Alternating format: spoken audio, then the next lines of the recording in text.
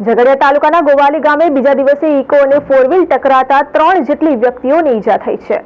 ઝઘડિયા પંથકમાં અકસ્માતોની વણથંભી પરંપરા યથાવત રહેતી હોય એમ આજે ગોવાલી નજીક સતત બીજા દિવસે 2 વાહનો ટકરાતા 3 જેટલી વ્યક્તિઓ ઈજાગ્રસ્ત થતા ઈજાગ્રસ્તોને સારવાર માટે લઈ જવામાં આવ્યા હતા।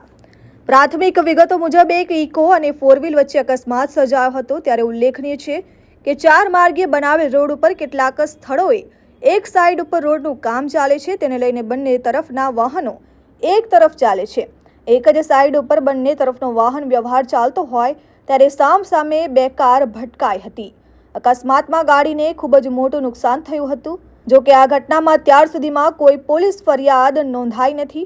જો કે ચર્ચાતી વાતો મુજબ ઈજાગ્રસ્ત 3 જેટલા ઈસમોને ગંભીર ઈજાઓ પહોંચી છે। અકસ્માતની જાણ થતાં જ સ્થાનિક લોકો ઘટના સ્થળે દોડી આવ્યા હતા અને બચાવ કામગીરી હાથ ધરાઈ હતી। ઈજાગ્રસ્તોને ભરૂચ સિવિલ હોસ્પિટલ ખાતે સારવાર માટે લઈ જવામાં આવ્યા હતા।